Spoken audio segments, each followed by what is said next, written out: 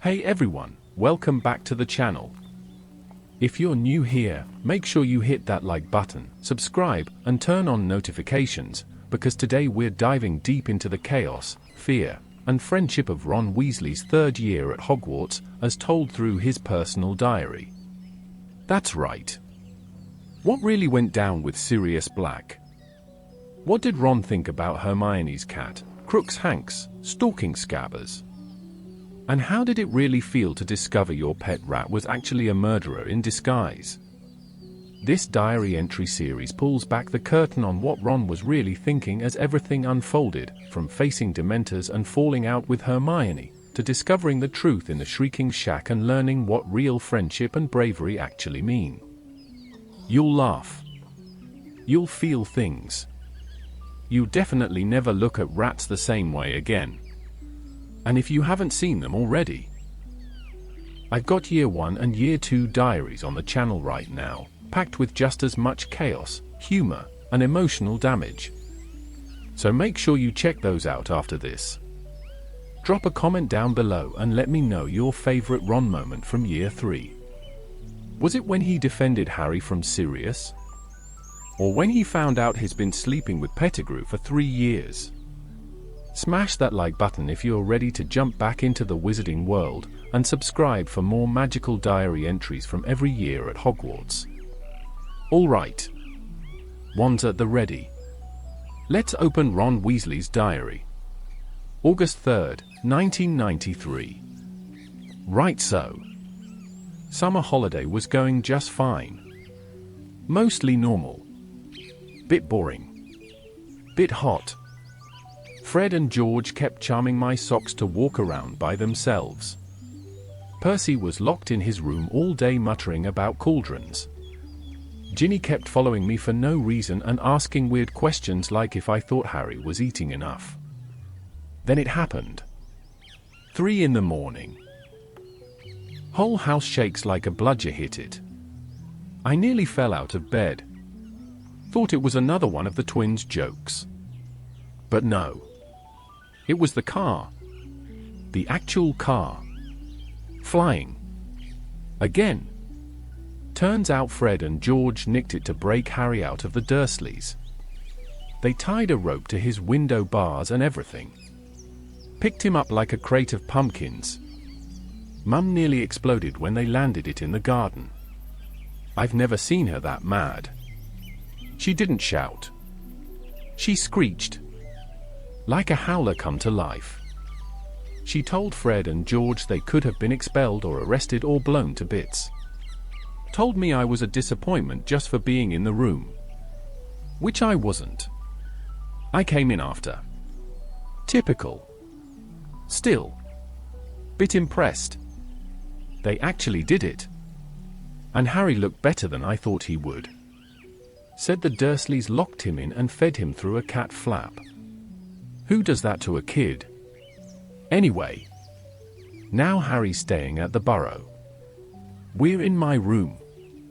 He's sleeping on a camp bed. Still has his trunk half packed. Hedwig's being loud, but I don't mind. It's good to have him here. Makes everything feel less boring. Mum's cooled off a bit. She made treacle tart tonight, which she only does when she's sorry. Said she doesn't blame Harry. I nicked 2 slices when she wasn't looking. Scabbers looks sick again. Pale and twitchy. Dunno what's wrong with him. Mum says maybe it's the heat. I say maybe he's just old. Anyway. Fred says they're working on a new kind of dung bomb. George says I'd better stay out of their room unless I want my eyebrows to fall off. Which? Fair. Hermione sent me a letter too. Said she's looking forward to school. Said she's already bought next year's books and finished her holiday essays. Of course she has. Bet she even color-coded them. Wish she'd relax sometimes. Right. Bedtime. Got chores tomorrow. Dad wants help dignoming the garden. Harry says he's never seen a real gnome before. He's in for it. They bite. More tomorrow maybe. August 12, 1993. We went to Diagon Alley today. Whole family plus Harry. Total chaos. Dad nearly cried when he saw the firebolt in the broom shop window. Mum dragged him away before he started asking questions about the breaking charm. I told her to let him look. It's not like he gets out much. We met Hermione too. Of course we did. She turned up in front of the apothecary like she'd been waiting there for hours. Said she was just passing through. Right. Then she went into that mad magical pet shop. I should have known it was bad news. Scabbers has been looking worse than ever. I mean, he's always been a bit rubbish. Sleeps all the time. Tail goes twitchy like he's dreaming about cheese or something. But lately he's been worse. Skinny. Shaky. I showed the witch at the shop and she squinted at him like he was something stuck to the bottom of her shoe. Said he was ancient. Said I should get something more exciting. Then Hermione comes out with this massive ginger cat. Crookshanks. Walks around like he owns the place. First thing it does is hiss at Scabbers. Like. Proper growl hiss. And then it tries to pounce. I grabbed Scabbers before it could. Nearly dropped him. He bit my hand and squeaked like a kettle. Crookshanks just stared at him like he was a snack. Hermione says he's misunderstood. I say he's a walking nightmare. She didn't even say sorry. Just kept stroking it like it was the queen. Said Scabbers probably deserved it. Probably. I don't know what's gotten into her. Harry was too busy staring at the firebolt to notice. Can't blame him. That broom's faster than a golden snitch. Fred says it goes from 0 to 60 in 10 seconds. George says it costs more than our whole house. We had lunch at the Leaky Cauldron. Mum let me order sausages and mash. Harry had 3 butterbeers. Hermione ordered something weird and healthy. Figures. Anyway, we're back at the Leaky now. Sharing a room with Harry again. Scabbers is hiding under the bed. I gave him a bit of cheese but he's just sitting on it. Not eating. Might be sick. Might just be scared. Crookshanks keeps sniffing under the door like a weirdo. I stuck a sock in the crack. Not taking chances. Hermione says I'm being childish. She can stuff it. August 31st, 1993. Back at the burrow now. Bags packed. Trunk slammed shut. My wand somewhere under my socks. Probably snapped in half again. We leave for King's Cross tomorrow. Should be excited. Always am. But this year feels weird. Not the usual sort of weird. Like proper wrong weird. First off, there's the news. It's everywhere. Even the Muggle papers.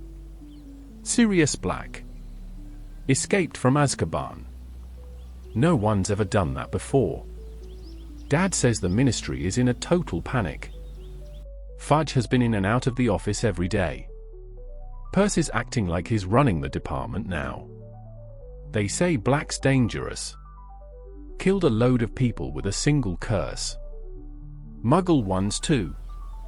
No warning. No reason. Just bang. Gone. Some bloke in the pub said Black laughed about it after. Like he thought it was funny. Even Fred and George are quiet about it. That's how serious it is. Harry came back to the burrow 2 days ago. Turns out he ran away from the Dursleys again. Took the night bus. Wish I'd seen it. That thing sounds mental. Bouncing through streets. Beds flying everywhere. Near misses with lampposts. He said it nearly flattened a dog in the road. He didn't tell Mum the whole truth though. Just said he needed out. I get it. Dursleys are awful. But he looked shaken up. Not scared exactly. Just like he was carrying something too heavy. He's been jumpy too. Like. Not looking at the shadows. But close. Every time someone mentions Black, he goes quiet. He said the night bus took him to the Leaky Cauldron. Said Fudge was there. Personal meeting. Bit odd. Fudge let him stay alone. Bought him ice cream. Didn't say a word about punishing him for blowing up his aunt. Which, you'd think they'd at least scold him. Harry thinks it's weird. I think it's weird. And the weird just keeps coming. Crookshanks is still creeping after Scabbers. I caught him on top of the bookcase this morning just staring down at the cage. Hermione says he's just curious.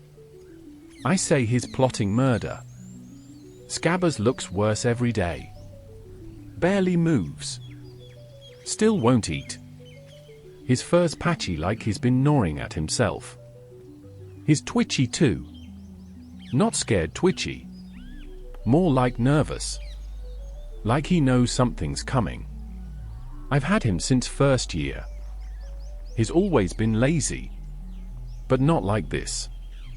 Fred said he probably senses Black coming. Laughed like it was a joke. But I didn't laugh. Neither did Harry. I dunno. There's something in the air. Feels like when you know a storm's coming. You can't see it yet. But your skin knows. Mum's not helping either. Keeps trying to give us extra toast and jam like that'll solve everything. Ginny's been quiet. Even the gnomes in the garden are jumpier than usual. Maybe I'm just being mental. Maybe I just don't want to admit I'm nervous. Maybe this is just another weird Hogwarts year waiting to happen. But I swear, something's creeping closer. September 1st, 1993. Train ride to Hogwarts.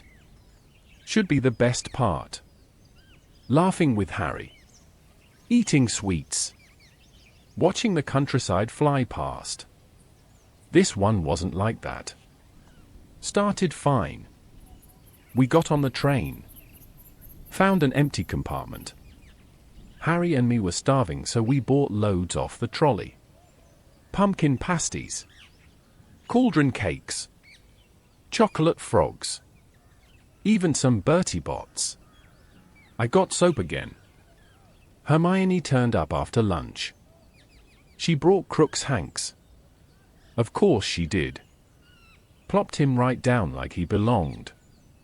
Scabbers stayed hidden in my pocket. Didn't make a peep. I wrapped him in an old sock. Then the train stopped. Just stopped. No warning. No reason. 1 second we're chugging along. Next second. Black. Cold. All the windows froze over like it was winter.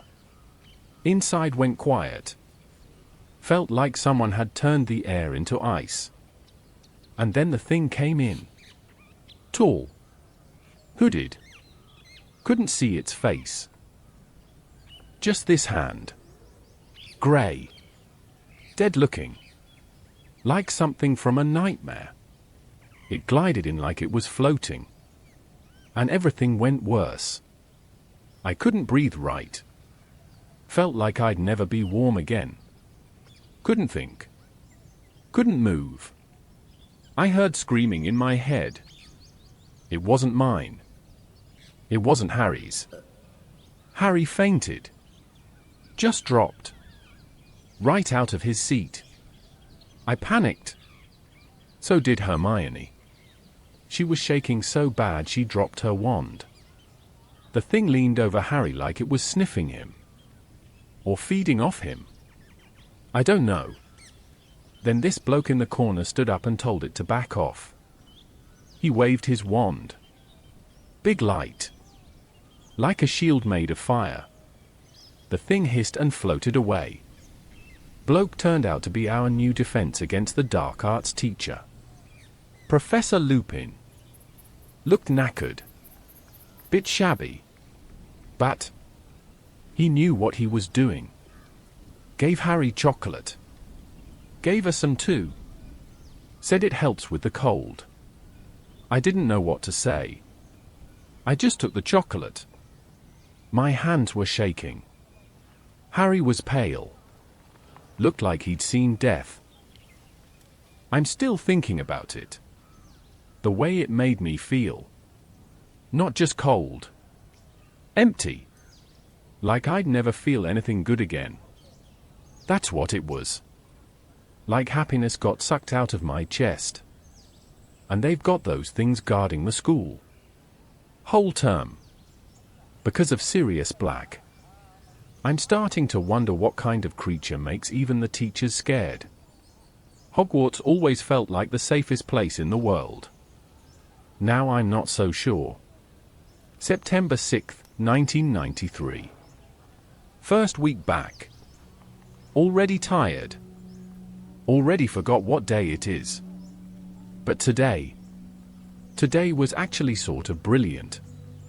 We had our first defense against the dark arts lesson.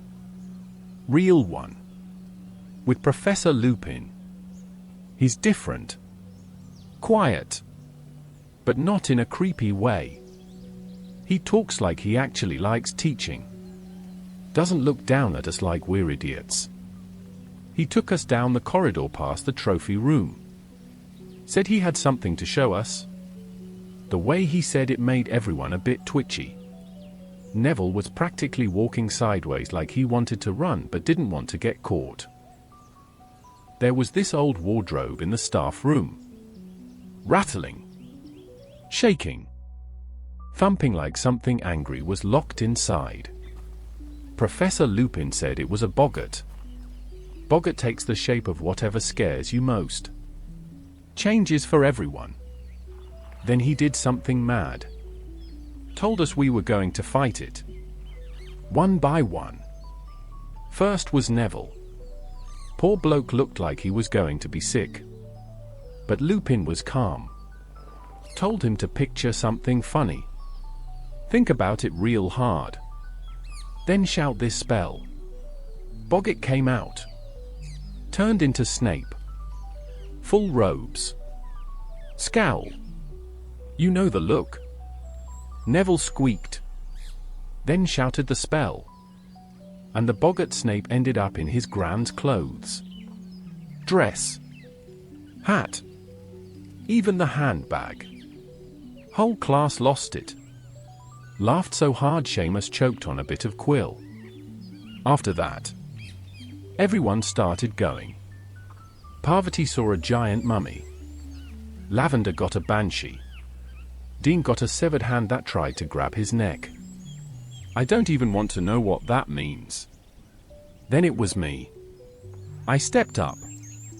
Heart thudding like mad. Didn't want to look like a coward. The wardrobe creaked. And out came a spider. Not just any spider. Size of a dog. Fangs clicking. Legs twitching. Hairy. Fast. I shouted the spell and pictured it on roller skates. It worked. Sort of. The spider slipped. Skidded. Legs flailing like a waltzing teapot. Still looked terrifying, but at least it wasn't jumping at my face. Everyone laughed again. I did too. But my hands were still cold. Then the boggart spun between forms. Kept switching. One fear to another. That's when Lupin stepped in. He got in front of Harry. Wouldn't let him go. I think Harry was going to face it. But Lupin did something and it turned into a big silvery orb like the moon. He got rid of it. Weird. I asked Harry after. He said he didn't even get to try. Said Lupin didn't give him the chance. I think he's annoyed. But maybe Lupin knew what it would turn into. Maybe it was worse than spiders. Still, that lesson was better than most we had all last year. No giant snakes. No mad professors with faces on the back of their heads. No cursed diaries. Just fears. Spelled into shape. It was fun. But also, it got me thinking. What if your fear isn't something with legs or fangs? What if it's losing people? Or letting them down? Or being alone? Boggarts can't show that. But I bet it's still there. Anyway, we've got more homework than ever. Hermione's already done hers twice. Once in her notes. Once in color-coded parchment. Crookshank stole my sock again. Scabbers won't come out of his cage. He makes this low squeaking noise whenever the cat's near. Hermione says I'm overreacting. I say she's blind. Dinner was sausages. I had 5. Long day. Good day. Mostly. September 20th, 1993. Okay, so I'm not going mad. I checked. I watched. I even counted. Hermione is in 2 places at once. This morning we had arithmancy. I hate arithmancy. Numbers and magic don't belong together. You can't wave a wand and expect it to fix fractions. But anyway, Hermione was in that class. Front row. Notes flying. Quill going like it was powered by gnome spit. After that we had divination. In the tower. Like 5 minutes after arithmancy. Hermione was there too. Already seated. Reading tea leaves. Sipping like she'd been there an hour. How? I asked her. She just looked at me like I'd grown a second head. Said I must not have been paying attention. But I was. I always sit near her in arithmancy so I can copy bits when she isn't looking. I asked again. She went all stiff. Said something about managing her schedule just fine, thank you. Harry noticed too. Said he saw her leave care of magical creatures early and still be first in Muggle studies. None of it makes sense. Unless she's got a clone. Or she's using some kind of spell. Or maybe there's 2 Hermiones and we've just never noticed. I told Fred and George. Fred said maybe she's a secret triplet. George said maybe she's a robot. Mum always said don't put too much faith in clever people. She was probably talking about Percy, but it might apply here. Anyway, it's driving me balmy. She's acting even more smug than usual. Always has her hand up. Always right. Always correcting everyone. Professor McGonagall called her a model student. I nearly choked on my ink. Crookshanks is getting bolder too. He tried to jump on my bed last night. I had to wave a pillow at him like a sword. Hermione says he's just affectionate. Yeah.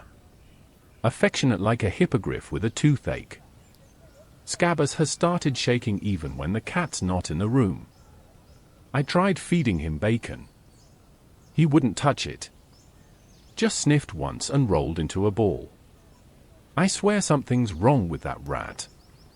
Fred keeps saying I should trade him for something flashier. But I've had Scabbers forever.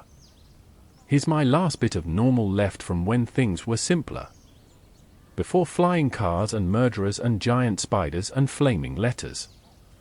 We had another defense against the dark arts lesson today. Lupin's great. He taught us how to spot hinky punks. One of them got out of its jar and tried to lead Dean into a cupboard. He caught it with one hand and put it back like he was brushing lint off his cloak. I still don't know how someone like him ended up teaching. But I'm glad he did. Anyway, I'm going to bed.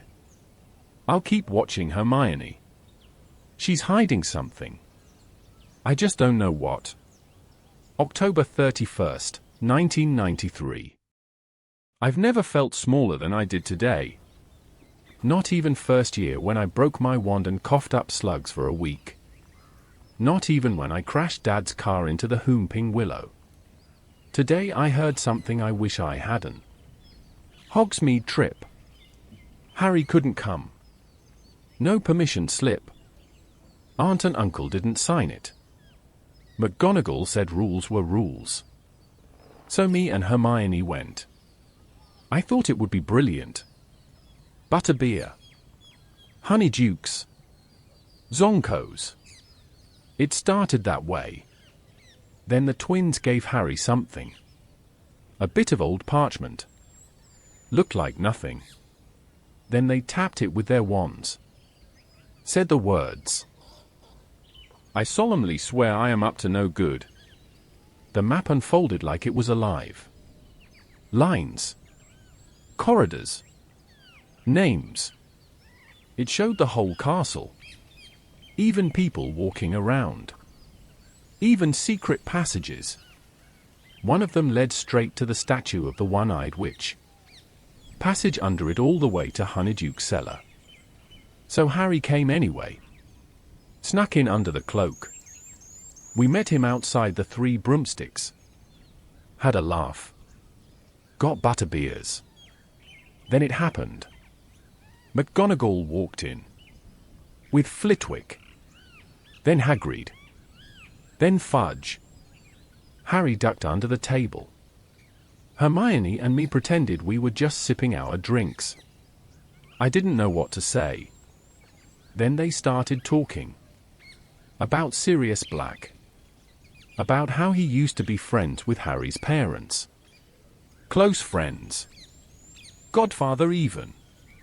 And how he betrayed them. Gave them away to you-know-who. Got them killed. Fudge said he murdered a street full of people after. One survivor. Peter Pettigrew. Said they found bits of Pettigrew left. But Sirius was laughing. Mad laugh. Harry didn't make a sound. Didn't even breathe. I could feel the heat rolling off him under that cloak. Like a kettle about to boil. I didn't know what to say. After they left, he pulled off the cloak. Face white. Eyes blazing. Said no one told him. Said no one thought he could handle the truth. And he's right. They didn't. But now he knows. He wants to find Black. Not to run. Not to hide. To kill him. Hermione tried to calm him down. I didn't. Because for a second, just a second, I felt the same. I thought about my family. What if it had been Mum and Dad? What if someone gave them up? Would I want revenge too? Yeah, I would. But then I looked at Harry. And I saw what it's doing to him. He's 13. Like me. But it's like he's older somehow. Carried more. Seen more. Lost more. He never got to know his parents. And now he can. Effing was coming. We walked back in silence. There's a place on the hill. Looks like a crumbling house with boards over the windows. Everyone says it's haunted. Shrieking Shack. They say you can still hear screams if you get too close. I used to think that was just a story. Now I wonder if there's a truth behind it.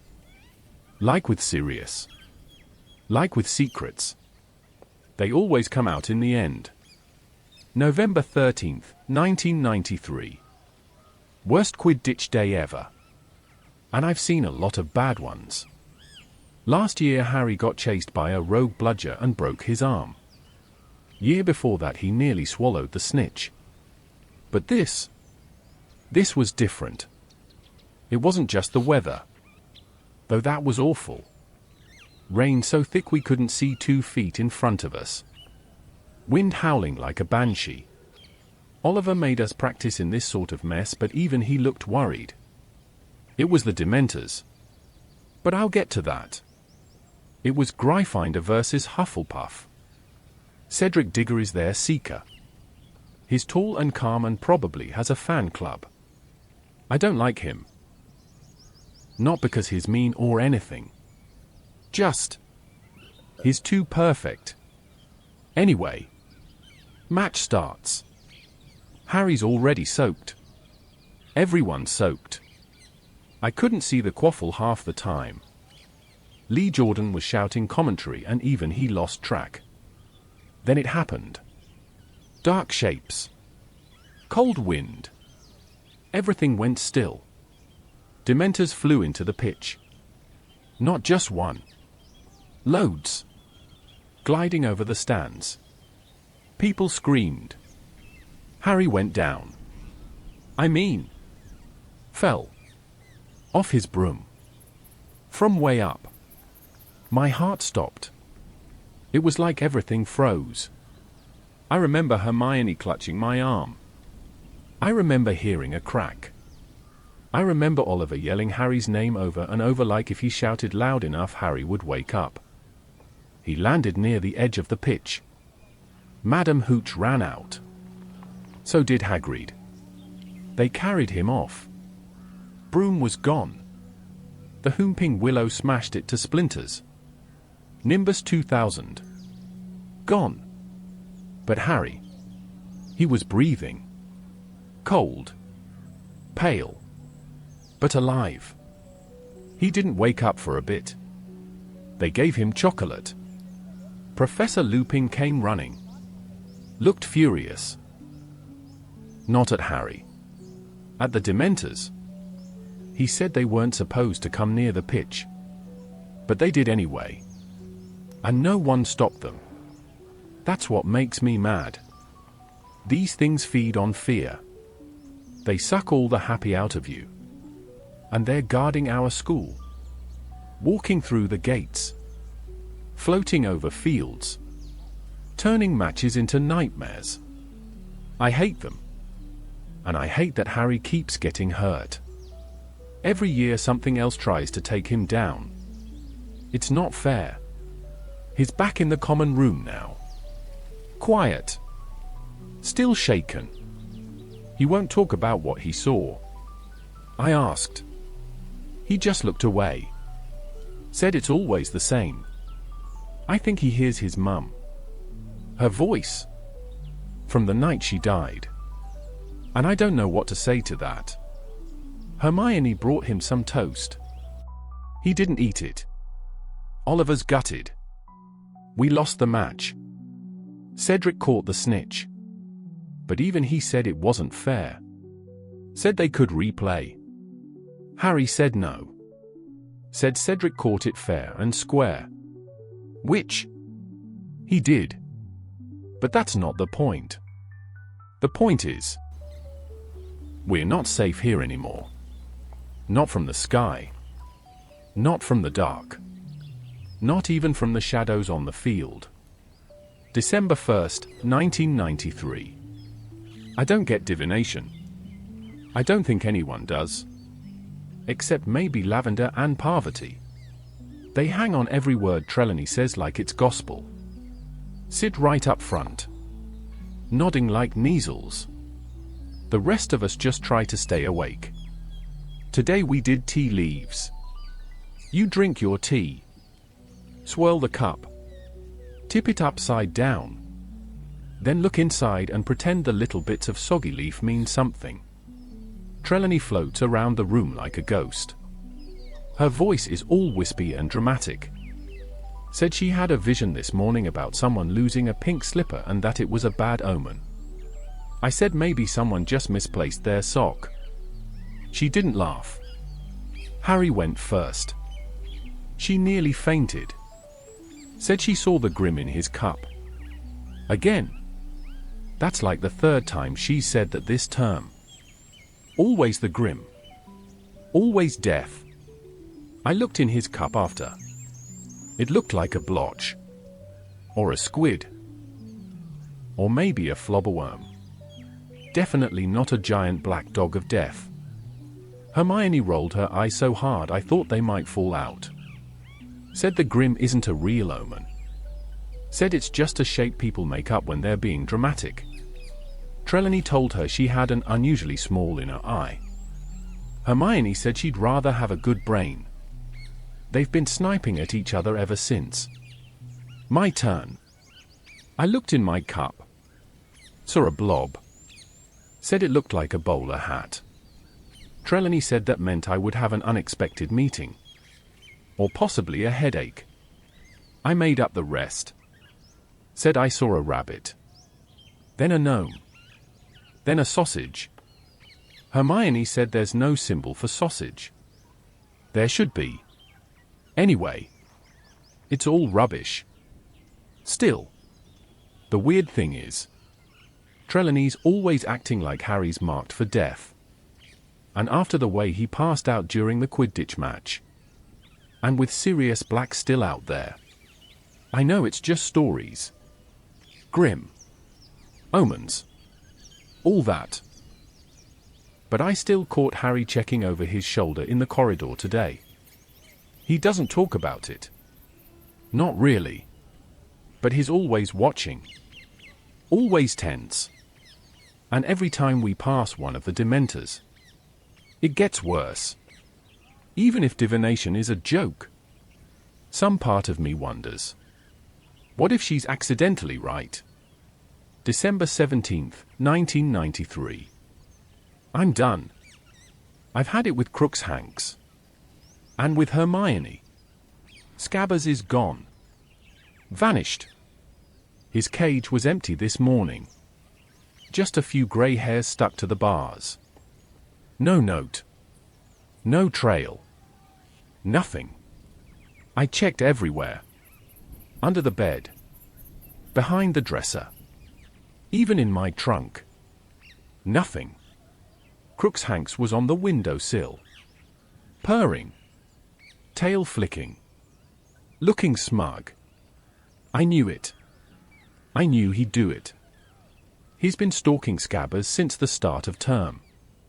Watching him. Lunging at the cage. Hermione said he was just curious. Said he was friendly. Friendly. I marched straight to the common room and told her. Loud. Said her bloody cat had eaten my rat. She said I had no proof. Said cats don't eat rats. Said maybe Scabbers just ran away. Right. Because a half-dead rat who hasn't left his cage in weeks just decided to take a stroll in the middle of winter. Harry tried to get in the middle. Told us to calm down. I told him to stay out of it. Hermione looked like she might cry. Then she looked like she might slap me. Then she turned and stormed off. She hasn't spoken to me since. And I don't care. Only. I do. Because Scabbers was mine. He was useless and lazy and he bit me sometimes, but he was mine. From before Hogwarts.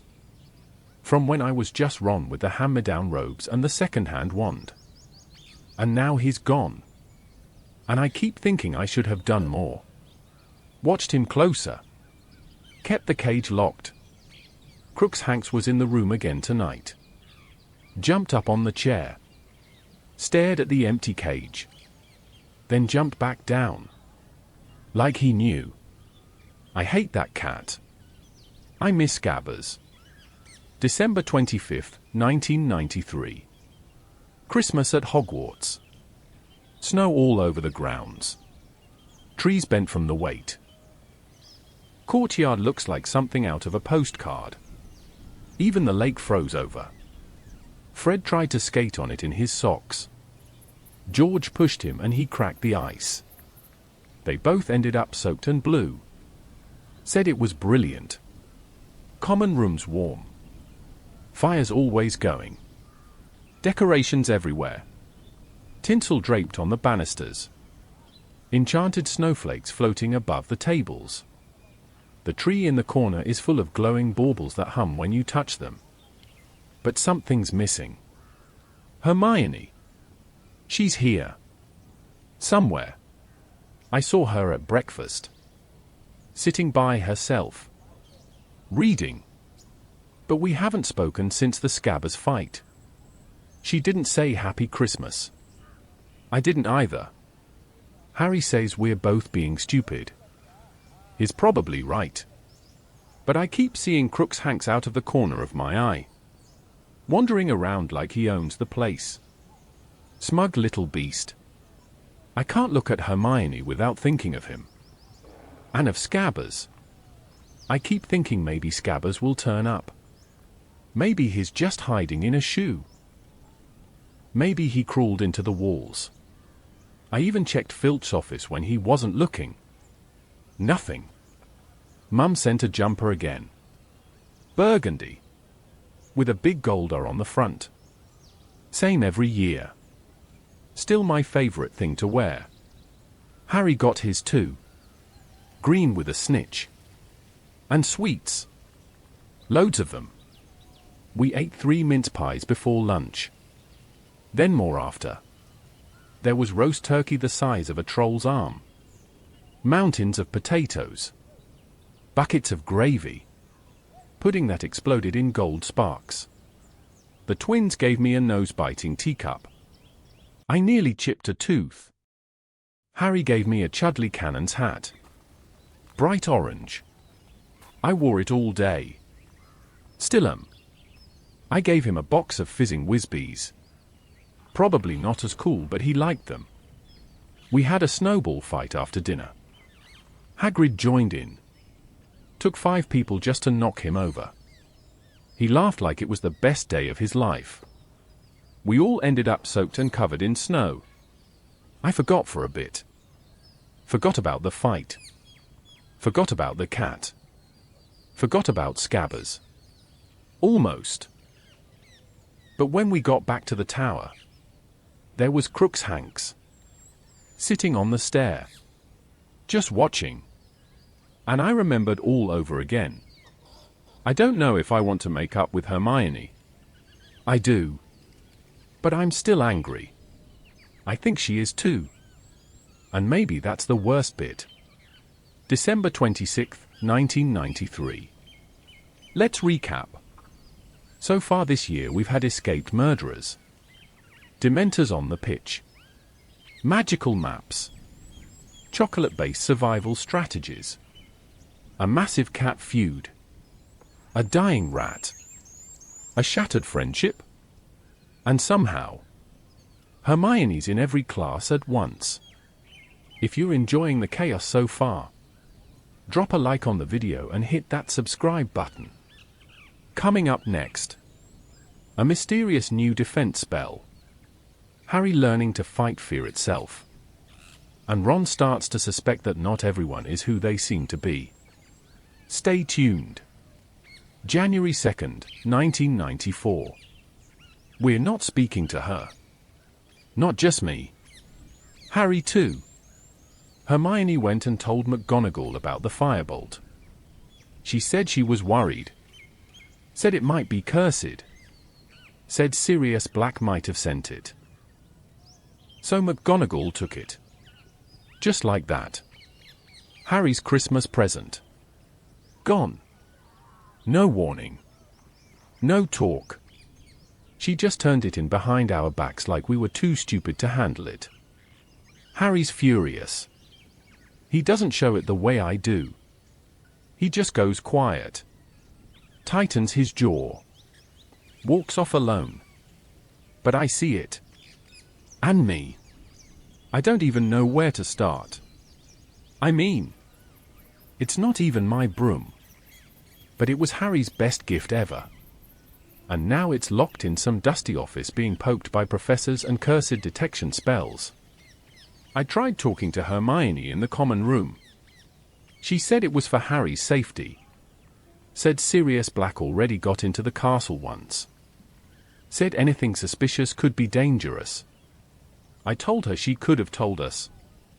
She said we wouldn't have listened. That's not the point. You don't just go behind your friends' backs. You don't take something that made Harry feel like maybe life wasn't so terrible and report it like it's poison. She doesn't get it. Maybe she thinks being smart means she gets to decide everything for everyone. She's always reading. Always planning. Always 3 steps ahead. But this time she wasn't smart. She was cold. And I'm angry. Not just because she betrayed Harry, but because I thought she trusted us too. Harry hasn't even looked at her. She's been sitting by herself all day. Crookshank's curled up in her lap like he owns the world. I know I should feel bad. But I don't. Because Harry deserved that broom. He deserved one good thing this year. And now it's gone. Thanks to Hermione. January 8th, 1994. Back from holidays. Snow still deep but colder now. Wind cuts through the castle like it's angry. Even the suits of armor are shivering. Things are still weird with Hermione. We nod sometimes. That's it. No talking. No laughing. No bickering. I miss it. She and Harry are off studying Patronus charms now. Professor Lupin's teaching Harry how to fight Dementors. Said Harry needs it. Said they affect him worse than anyone. They do. I sat in on one of the lessons. Just watched from the back. Lupin brought in a boggart. Transfigured a box into something like a prison door. Dimmed the lights. Told Harry to think of something strong. Something happy. Then he opened the box. The boggart turned into a Dementor. Not real. But close enough. Even I felt the cold. Harry stepped forward. Said the words. Light burst from his wand. Like mist. Bright. Shimmering. Not fully formed yet. But it pushed the thing back. He's getting better every time. Lupin didn't say much. Just nodded. Quiet like always. Watching Harry like he knows something we don't. There's a rumor going around now.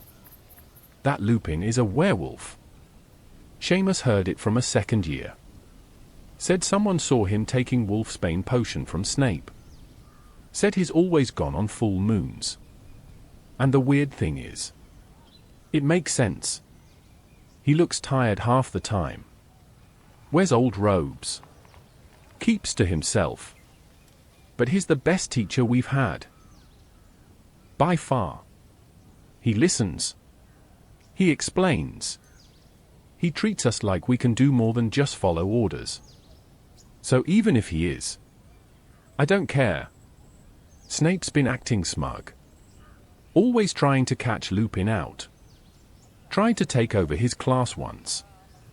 Turned a whole lesson into a lecture about werewolves and antidotes. Hermione answered every question. She's not even talking to me and I still felt proud of her. Weird. Anyway. There's something about Lupin. Like he's seen stuff. Been through it. Like Harry. Like Hagrid. The good ones always have. January 16th, 1994. I woke up last night to a man standing over me with a knife. I couldn't move. Couldn't think. Just froze. His face was pale. Wild hair. Eyes hollow. Holding a blade. I didn't know who he was. Not right away. Then he turned. Ran. By the time I shouted, by the time Harry and the others woke up, he was gone.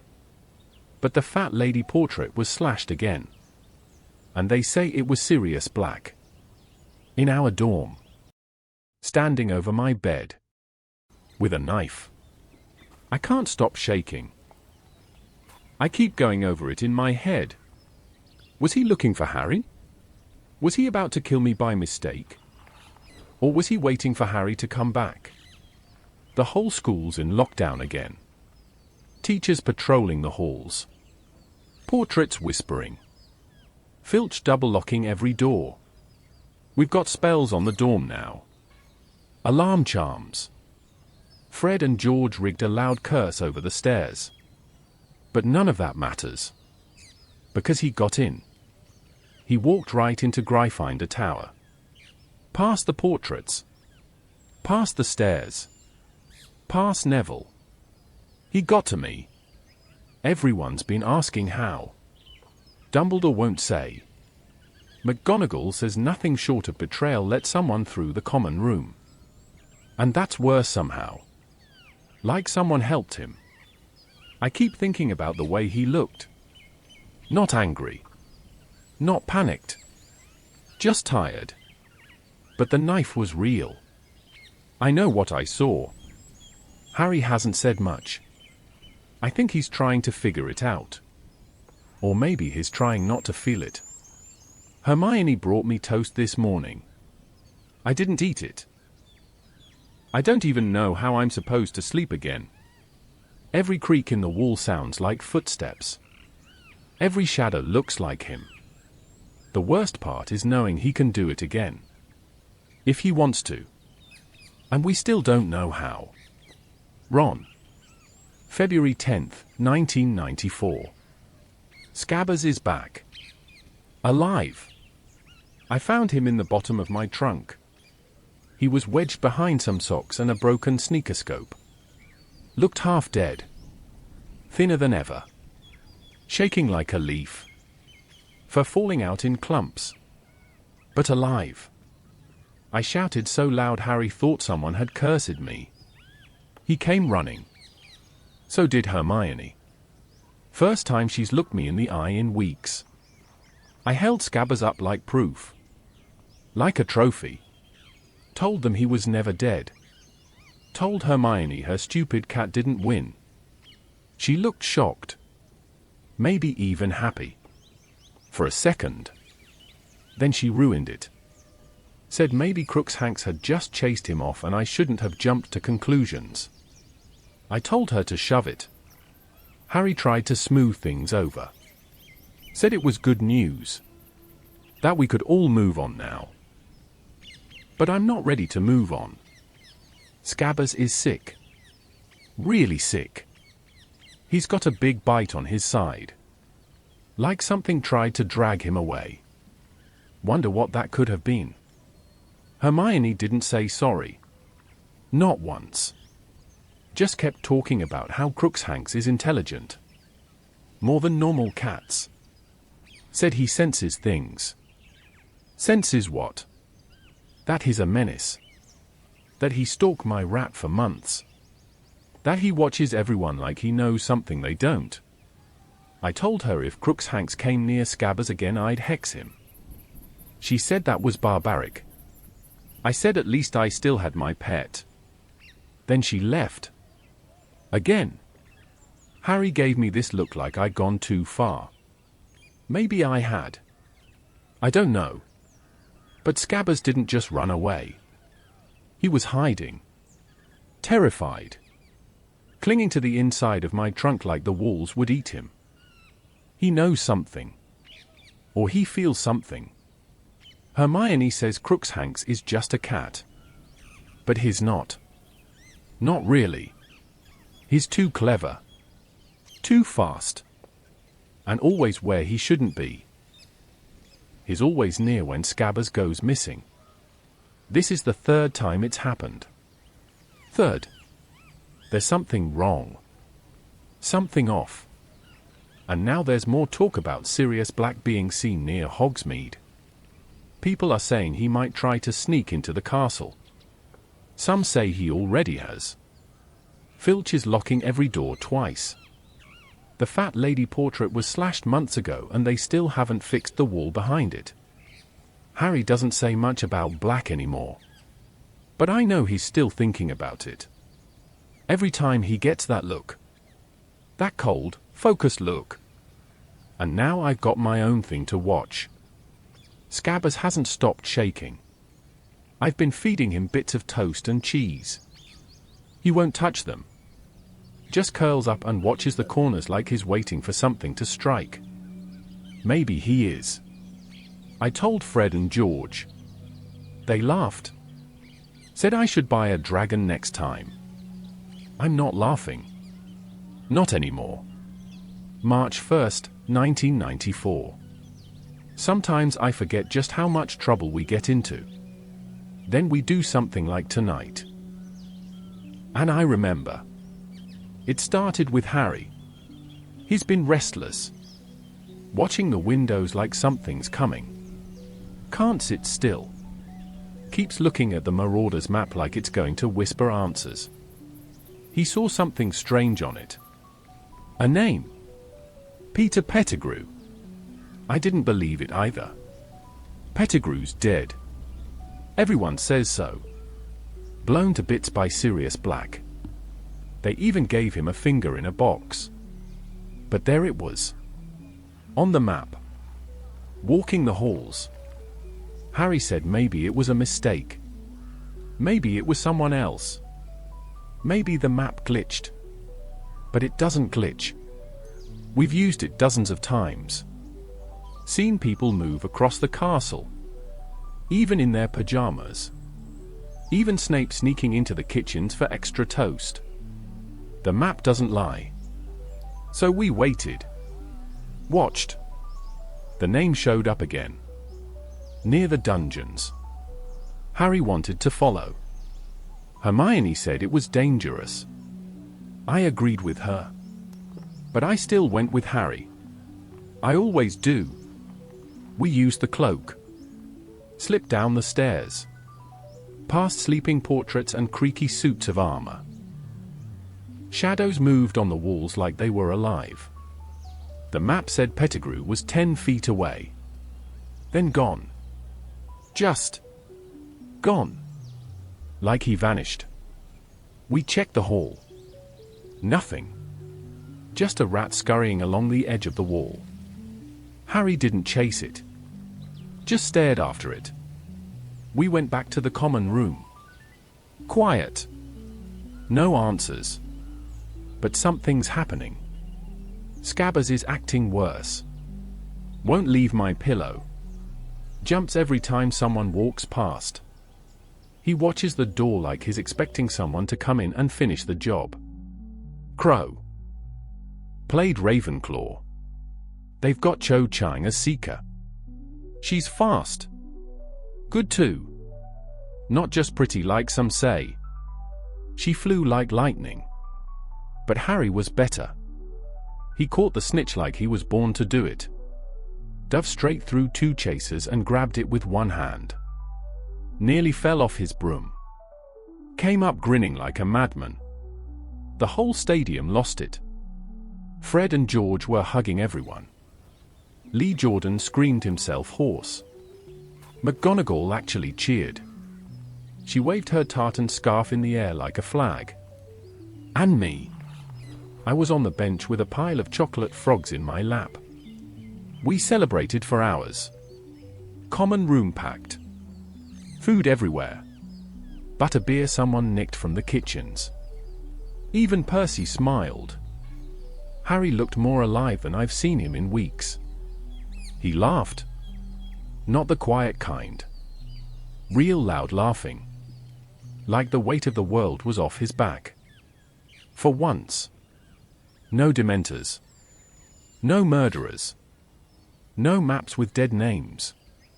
Just brooms and points and shouting. Even Hermione smiled. Sat on the edge of the sofa. Didn't say much. But she was there. I tried to nod at her. She nodded back. It wasn't much. But it was something. Scabbers stayed hidden upstairs. I don't blame him. Crookshanks didn't show up either. Maybe he finally got bored. Or maybe he's planning something worse. But I didn't think about that tonight. Tonight was for celebrating. Sometimes I forget what we're really fighting for. It's this. The good bits. The friends. The fun. The feeling like nothing bad can touch you for a while. Tomorrow might be a mess. But tonight, we won. April 15th, 1994. I should have seen it coming. Everything was too quiet. Too normal. That's when it always hits. It started last night. I was cleaning out my trunk. Thought maybe I'd lost one of the new Zonko stink pellets I got from Fred. Thought it rolled behind my textbooks. Instead I found Scabbers. Alive. Again. He was hiding in the corner. Wrapped in an old sock. Looked worse than ever. Like he'd been through a war. He squeaked when I touched him. Tried to bite me. Then just collapsed into my hand. I didn't know what to feel. Happy. Confused. Angry. He had a scratch across his belly. Deep. Looked like claws. Looked like Crookshanks. I wrapped him up and ran straight to the common room. Found Harry first. Showed him. He looked as shocked as I felt. Hermione was across the room. Studying as usual. I called her over. Told her Scabbers was back. That her cat was a menace. That I was right all along. She didn't answer. Just stared. Her face did that thing where it wants to say 100 things but nothing comes out. I didn't let up. Told her Crookshanks had nearly killed him. That if she cared she'd keep that beast away from my pet. She opened her mouth. Closed it. Then turned and walked away. Just like that. Harry didn't say anything. Just looked tired. I put Scabbers in a showbox lined with my old cannon scarf. Gave him a bit of cheese. He sniffed it but didn't eat. Just curled up and shook. This morning it got worse. We were headed down to see Hagrid. He asked us to visit. Said Buckbeak's hearing didn't go well. Said they might execute him. Hermione turned up outside Hagrid's hut just as we got there. I didn't want to talk to her. Still angry. Then Scabbers went mad. Started squealing. Jumped out of my pocket. Ran for it. I chased him across the pumpkin patch. Tripped twice. Mud everywhere. Then it happened. The dog. Big. Black. Same one Harry saw in the clouds.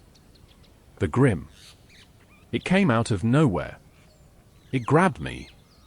Teeth in my leg. Dragged me backwards. Scabbers ran for the fence. The dog went straight for him. And I was pulled under the whomping willow. I couldn't scream. I couldn't breathe. Just cold dirt and snapping branches. I thought it was the end. But it wasn't. It was something worse. April 16th, 1994, early morning. My leg is broken. There's blood on my sock. I can't move it. I'm writing this with one hand and gripping the bed with the other. But I need to get it down. Before I forget what it felt like. Before it all stops spinning. Because everything's different now. Everything. I thought Sirius Black was going to kill me. I was sure of it. He dragged me through the tunnel under the willow. Claws and teeth and dark. My hand scraped on roots and stone. Scabbers was gone. And then we were inside. The Shrieking Shack. It was cold. Dust everywhere. Boards creaking. Furniture broken. Smelled like something had died there. Then I saw him.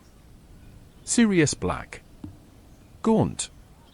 Eyes wild. Hair like a ghost. He looked more like a skeleton than a man.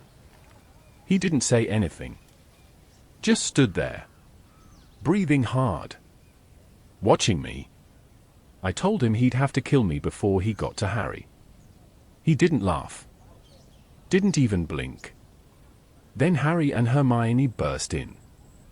Harry tackled him. Fists flying. Screaming. Hermione was shouting too. I tried to crawl, but my leg screamed back at me. Then Lupin came in. That's when it all really went mad. Lupin saw the map. Called Black old friend. I didn't believe it. Thought he'd gone mad too. But they talked. Calm. Too calm. Said there was more to it. Said it wasn't what we thought. They said Sirius wasn't after Harry. He was after someone else.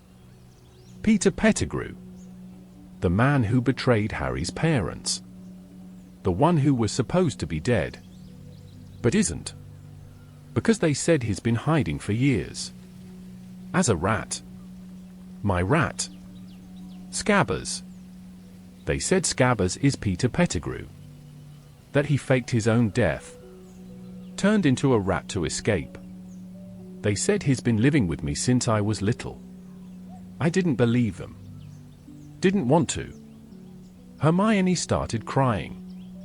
Harry didn't say a word. Lupin showed us how. Forced him to change. And it was true. Scabbers turned into a man. Small. Shaking. Pathetic. Eyes darting like a trapped mouse. Peter Pettigrew. The real traitor. Not Sirius. Not the man we feared for months. It was him. All along. Living in my pocket. Sleeping in my bed. I feel sick. I feel angry. I feel stupid. I kept him safe. I defended him. He bit me once. Now I know why. He was hiding from Sirius. From justice. And I was the fool who gave him a hiding spot. My leg hurts. My head hurts worse. I don't know how to feel. Everything's upside down. April 16th, 1994, night. He was in my bed. For 3 years. I held him.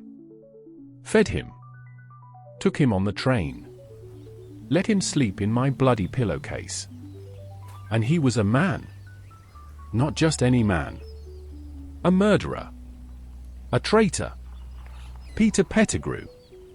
He was right there all along. Pretending to be a rat. I want to throw up. I feel like I've been cursed. Everything about today feels like a nightmare, but worse. Because nightmares end. This hasn't. After Pettigrew transformed. After he started talking. It just got worse. He begged. Whimpered. Told Harry he didn't have a choice. That you-know-who would have killed him. That he had to betray James and Lily. Had to. Like it was nothing. Harry didn't even shout. He just stood there. Eyes blank. I've never seen him like that. Like he wasn't even breathing. Sirius wanted to kill him. One pointed. Voice shaking. Said he deserved it. I didn't stop him. Hermione tried. Said we should bring him to Dumbledore. Said killing him wouldn't change anything. Lupin agreed. He kept saying justice. That Pettigrew should face what he did. Harry said no too. Said his dad wouldn't have wanted his best friends to become murderers. He let Pettigrew live. I didn't understand it then. I'm not sure I do now. But Harry looked older in that moment than I've ever seen him. So we tied Pettigrew up. With ropes. With magic. Everything. We were taking him back. Through the tunnel. Then the moon came out. And Lupin changed. He hadn't taken his potion. Snape had it. And we were too late. I didn't even have time to shout. 1 second he was human. The next, he wasn't. Fur. Teeth. Claws. Eyes like nothing I've ever seen. A full werewolf. Sirius changed too. Into the dog. He fought him. Dragged him away. Pettigrew used the moment. Bit Harry. Broke the ropes. Transformed back into Scabbers. And ran. He's gone again. Gone. I don't know where. Maybe the Forbidden Forest. Maybe deeper. But he's out there. And we lost him. After all that. We lost him. My leg was burning. I couldn't move. Harry pulled me. Hermione helped. We made it back to the grounds. Then Snape showed up. Of course he did. Saw the mess. Grabbed Harry. Started shouting about expulsion. About justice. About how he knew Sirius was guilty all along. He didn't listen. Wouldn't hear a word. We tried to explain. He called us liars. Then everything went dark. We were surrounded. I don't remember what happened next. Just voices. Movement. Wind. I woke up in the hospital wing. Madame Pomfrey gave me something for the pain. My leg's in a splint. My head is spinning. I don't know what happened to Pettigrew. Or Sirius. Or Lupin. I just know I'm lying here. With my whole world turned inside out. And the rat I trusted most was never a rat at all. April 17th, 1994. I woke up and everything had changed. Again. Madame Pomfrey told me I was lucky. Said the werewolf didn't get me. Said the leg would heal with time. Magic helps bones. Not shock. Not what's in your head. The others were gone when I woke up. Hermione and Harry. Pomfrey said Dumbledore had sent them out. That they were helping. Helping what? I asked her twice. She just looked at me like I was made of glass and told me to rest. I didn't rest. I stared at the ceiling and tried to piece it together. Pettigrew had escaped. Lupin had changed. Sirius was innocent. And none of it mattered because we lost him. I couldn't stop thinking about it. That rat. That coward. That thing I'd trusted. Gone. I must have dozed off because when I opened my eyes again it was dark. Candles were low. The curtains were drawn around my bed. Then I heard footsteps. It was Harry and Hermione. They looked exhausted. Hair all over. Dirt on their robes. Like they'd run through the forest backwards. I asked where they'd been. Hermione sat on the edge of the bed. Looked down at her hands. Then told me. They used a time turner. A time turner. Turns out she's had it all year. Used it to get to extra classes. All those times she vanished and reappeared. All those overlapping timetables. She was traveling through time. My best friend was doing time magic and I didn't notice. She said Dumbledore gave her permission. Told them they had one chance to fix it. They saved Buckbeak. They saved Sirius. They flew him away. On Buckbeak's back. While I was stuck in bed. I didn't even know what to say. Part of me was furious. Another part was amazed. I looked at Hermione and I wanted to yell. But I didn't. Because she looked just as wrecked as I felt. And because they did the right thing. Sirius didn't deserve Azkaban. Pettigrew did. But he's still free. I hate that. I hate that I helped keep him safe for so long. But I'm glad Harry got a win. He needed one. Even if he won't say it. And Hermione. She risked everything to set things right. That's what friends do. Even when they drive you mental. Even when they're bossy and smug and adopt murder cats. They still come through. So I forgave her. Didn't say it out loud. But I did. She nodded. I think she knew. I'm still lying here. My leg sore. But the world's different. Sirius is free. The truth is out. And somewhere. Out there. A rat is running for his life. April 20th, 1994. The hospital wing is quiet now. Most of the bandages are off. The pain's dull instead of sharp. My leg still aches when I try to walk, but Pomfrey says that's normal. Says I'll be fine by next week. But it's not just the leg. It's everything. I've been lying here thinking about the whole year. The rat. The map. The Marauders. Turns out Sirius and Lupin and Harry's dad made the map. They were the ones behind all the secret passages and insults to Snape. They called themselves Moony, Wormtail, Padfoot, and Prongs. Wormtail. Peter. My skin still crawls thinking about it. All those years I called Scabbers useless. Lazy. Good for nothing. And he was. But he was also hiding. Watching. He saw everything. Heard everything. He was there in the dorm when Harry had nightmares. He sat in on our secrets. He watched me sleep. I can't stop thinking about that. I dream about him sometimes now. Not as a rat. As that little man with the twitchy eyes and the trembling hands. His voice like oil. Always saying sorry. Always pleading. Hermione brought me toast this morning. With jam. Not the chunky kind I hate. She didn't say anything. Just handed it over and sat beside me with a book. We're all right again. Not back to normal yet. But close.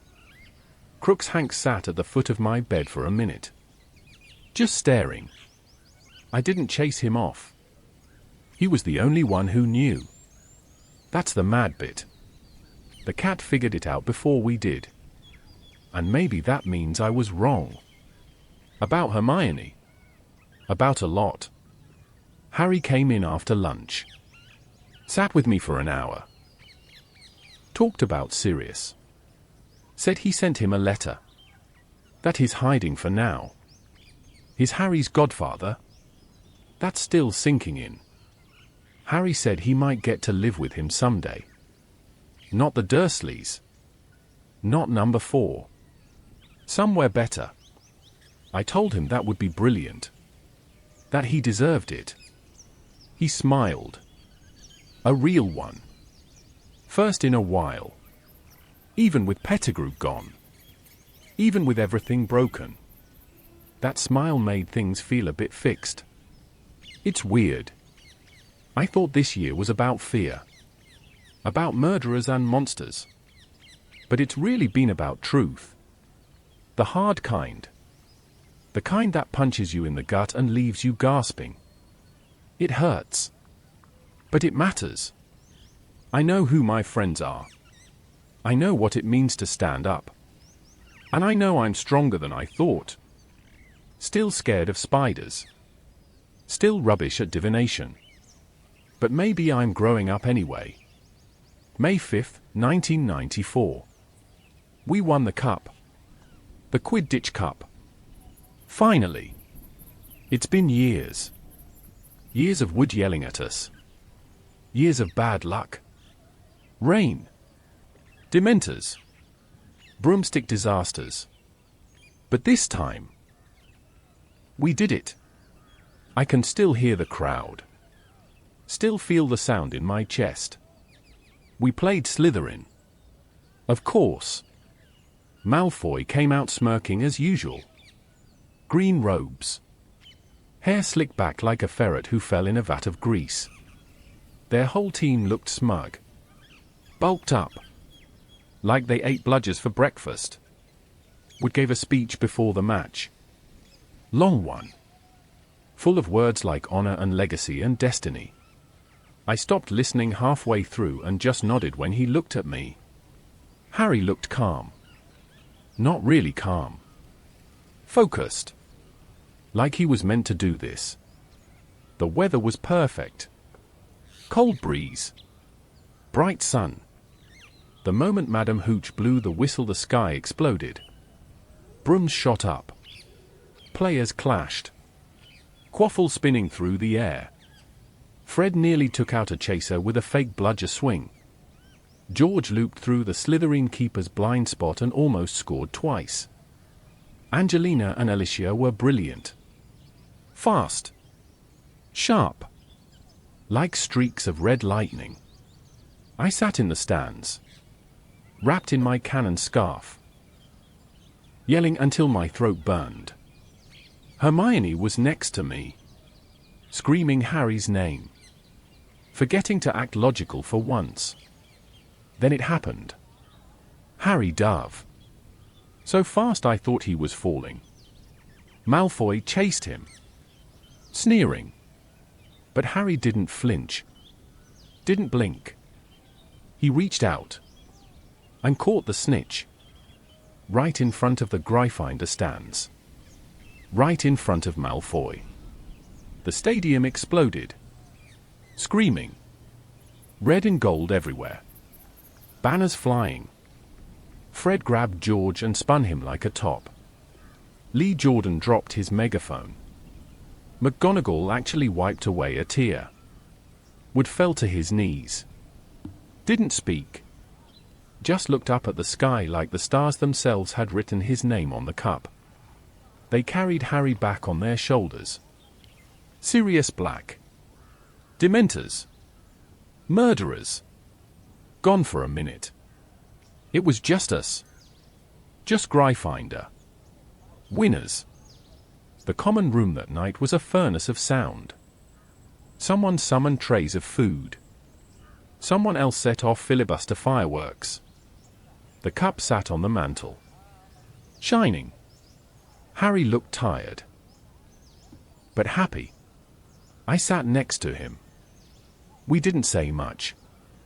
Just grinned. Hermione handed me a chocolate frog. Said congratulations.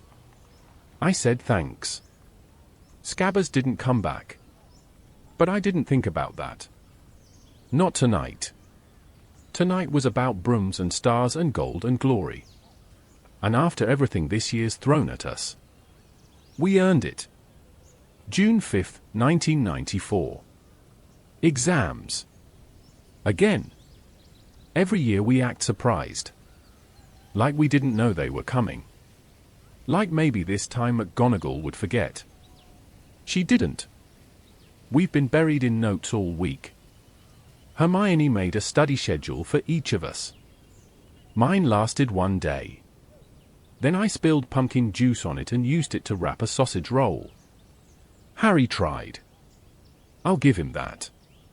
He studied with her twice before giving up and going to practice spells behind the greenhouses. I stuck to my usual plan. Sit near Hermione. Hope I remember things by osmosis. Our first exam was Transfiguration. I turned a teapot into a tortoise. Sort of. It still whistled when it breathed. Potions was worse. Snape prowled the aisles like a vulture. His cloak actually brushed my foot. I dropped my vial and spilled 3 days of shrinking solution. He smirked. Took 5 points from Gryffindor. Charms went all right. I made my feather dance across the desk. Professor Flitwick gave me a thumbs up. But the weirdest part of the week was divination. Trelawney had us red crystal balls. Most of us made it up. I told her I saw a broom floating through fog. She said it meant unexpected travel. Then Harry went. And everything changed. He sat across from her. Asked what she saw. And then she froze. Her voice changed. Went low. Raspy. Not hers. She said something was coming. Said the servant of the Dark Lord would return to him before midnight. Said he would break free. Said the Dark Lord would rise again with help from his faithful. Then she blinked. Looked at Harry like nothing had happened. Asked if he'd seen anything in the crystal. Harry just stared. I don't know what it means. But it's not good. Trelawney's a joke most days. But that wasn't a joke. It felt real. Hermione says it could have been a coincidence. Or nerves. Or staged. But I saw Harry's face. He believes it. And I don't blame him. June 12, 1994. He's leaving. Professor Lupin. Just like that. After everything. After teaching us how to fight. How to defend ourselves. After helping Harry. After saving me from the Whomping Willow. He packed up his office this morning. I passed by. His shelves were empty. Books gone. Dust still floating in the air. His cloak was folded over a chair. There was a box of chocolate on the desk. It felt wrong. He said it was for the best. That parents would worry. That people wouldn't understand. Because he's a werewolf. That's it. That's the reason. Not because he's dangerous. Not because he failed. But because people are scared. I wanted to say something. Anything. I didn't. Harry did. He told Lupin he was the best defense teacher we've had. Lupin smiled. Said thanks. Then gave Harry the Marauder's map back. Said he didn't nay. Now. Sirius Black isn't the villain anymore. He's Harry's godfather. And he's free. Sort of. Still on the run. Still wanted. Still hiding. But free in the ways that matter. Harry got a letter from him this morning. Brought by a big black owl that nearly knocked over the cereal. We all crowded around to read it. Sirius said thanks. For believing him. For saving him. He sent a signed permission slip for Harry. Said next year he could go to Hogsmeade like everyone else. Harry didn't say much. Just folded it into his pocket like it was the most important thing he owned. And maybe it is. I watched him stare out the window for a while. Sunlight in his hair. One tucked behind his ear. He looked lighter. Not happy. But less weighed down. He's still thinking about his parents. About what might have been. But now he knows someone out there still loves him. And that's something. Hermione's been quiet too. She handed over the time turner yesterday. Said she's done with it. Said she's dropping a few classes next term. About time. She fell asleep in the seat next to mine. Her head tipped sideways onto my shoulder. I didn't move. Just sat there. Felt normal again.